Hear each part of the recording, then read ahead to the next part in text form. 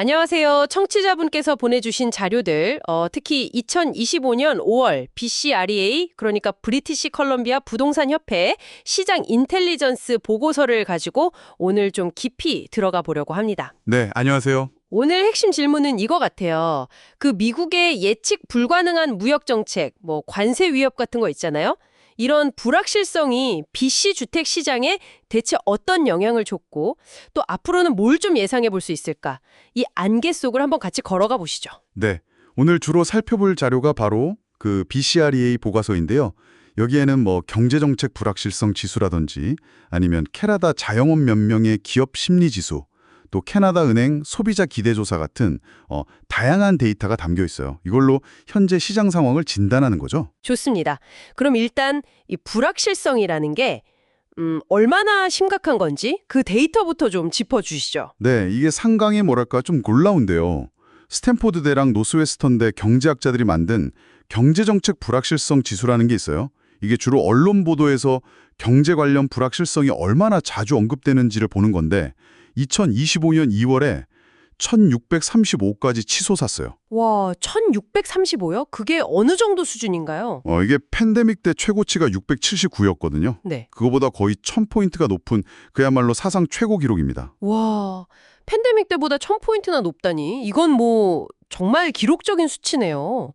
그만큼 사람들이 불안해한다는 거겠죠. 다른 지표들은 좀 어떤가요? 다른 지표들도 좀 비슷해요. 기업들의 앞으로 1년 전망을 보여주는 CFIB 기업 심리 지수. 이것도 3월에 역대 최저치로 뚝 떨어졌고요. 아, 최저치. 네. 그리고 캐나다 은행 조사에서는 그 미국 수출에 좀 의존하는 산업 근로자들 있잖아요. 이분들 대다수가 만약 관세가 부과되면 자기 일자리가 좀 위험해질 수 있다. 이렇게 우려하는 걸로 나타났습니다. 결국은 기업이든 개인이든 미래가 너무 안 보이니까 투자를 망설이거나 좀 큰 지출 결정을 미루게 된다. 이런 얘기군요. 아마 청취자분들 중에서도 이런 분위기 느끼시는 분들 계실 것 같아요. 네, 맞아요. 그래서 이게 주택 시장에는 구체적으로 어떤 영향을 준 겁니까? 작년 말에요. 2024년 말에 금리가 잠깐 내리고 그동안 쌓였던 수요가 좀 풀리면서 시장이 반짝 회복하는 듯 했거든요. 네네, 그런 움직임이 있었죠. 근데 2025년 2월부터 주택 판매가 갑자기 확 둔화되기 시작했어요. 그래서 4월 현재 판매량을 보면 지난 10년 평균치보다 무려 25%나 낮은 수준입니다. 와, 25%나요, 평균보다요? 네.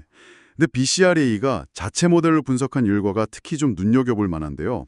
다른 요인들, 시장 모멘텀이라든지 금리 환경 같은 건 괜찮거나 중립적이었는데 오직 이 불확실성 요인 하나 때문에요.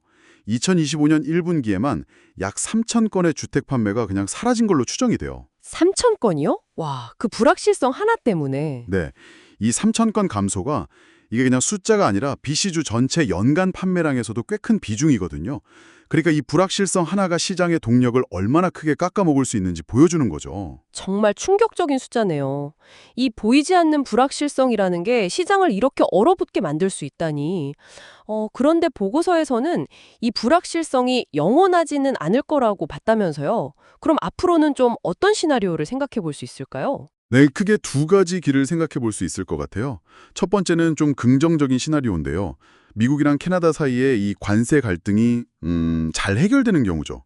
아, 잘 풀리면요. 네, 그렇게 되면 그동안 좀 불안해서 집 사는 걸 미루었던 사람들, 그 억눌렸던 수요가 한꺼번에 막 시장으로 나올 수 있어요.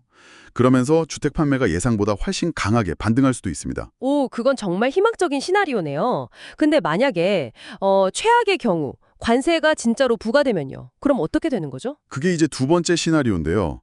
캐나다 은행은 실제로 만약에 전면적인 관세가 부과되면 캐나다 경제가 침체에 빠질 수도 있다. 이렇게까지 경고를 했어요. 침체까지요? 네. 물론 BC주가 다른 주보다는 미국 관세 충격에 좀 덜 취약하다 이런 분석도 있긴 하지만 타격은 피할 수 없을 겁니다. 이 경우에는요. 시장이 얼마나 빨리 회복될지는 이제 전적으로 캐나다 은행의 통화 정책으로 어떻게 대응하느냐 여기에 달려있다고 봐야겠죠. 이게 청취자분들의 결정에도 중요한 분수가 될 수 있고요. 그렇죠. 캐나다 은행의 현재 입장은 좀 어떤가요? 이 무역 충격에 대해서 좀 적극적으로 대응할 것 같나요? 현재까지 캐나다 은행이 공식적으로 밝힌 입장은 꽤 단호해요. 지난 4월 16일 발표를 보면 통화 정책은 무역 불확실성 문제를 해결하거나 무역 전쟁의 경제적 충격을 상쇄하기 위한 도구가 아니다. 우리의 최우선 과제는 물가 안정 목표를 달성하는 것이다. 딱 이렇게 선을 그었습니다. 아, 물가 안정이 최우선이다. 네, 이 기조가 계속 유지된다면 추가적인 금리 인하라든지 그래서 모기지 금리가 더 내려간다든지 이런 걸 기대하기는 좀 어려워 보이고요. 그러면 주택시장 회복세도 당연히 더딜 수밖에 없겠죠. 그렇군요. 하지만 중앙은행이 물가 안정 목표만 계속 고집할 수 있을까요? 만약에 경제 상황이 정말 안 좋아지면 정치적으로나 경제적으로 압박도 상당할 텐데요. 정말 다른 가능성은 없는 걸까요? 바로 그 지점이 지금 논쟁의 핵심이고 또 흥미로운 부분이에요. 최근 일부 경제연구에서는요, 관세 같은 이런 공급 측 충격이 왔을 때 중앙은행이 물가 오르는 것보다는 그것 때문에 생산량이 줄고 경기가 위축되는 거에 더 적극적으로 대응해야 한다. 이런 주장이 좀 힘을 얻고 있어요. 아, 그러니까 물가보다는 성장에 좀 더 초점을 맞춰야 한다. 그렇죠. 만약에 캐나다 은행이 이런 관점을 받아들여서 정책 방향을 바꾼다. 그리고 기준금리를 내린다. 그럼 어떻게 될까요?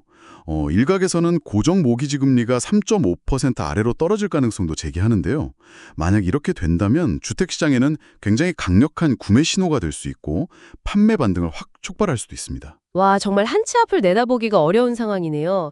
정리를 좀 해보자면 BC 주택 시장은 지금 미국의 관세 문제라는 큰 불확실성 때문에 좀 움츠러들어 있는데 이 불확실성이 거쳤을 때 시장이 갈 길은 실제 관세가 부과되느냐 마느냐 그리고 캐나다 은행이 어떤 정책을 선택하느냐 이 두 가지 큰 변수에 따라 완전히 달라질 수 있다. 이런 말씀이시군요. 네, 정확합니다. 상황이 좀 더 명확해지기를 기다리는 이 시점에서요.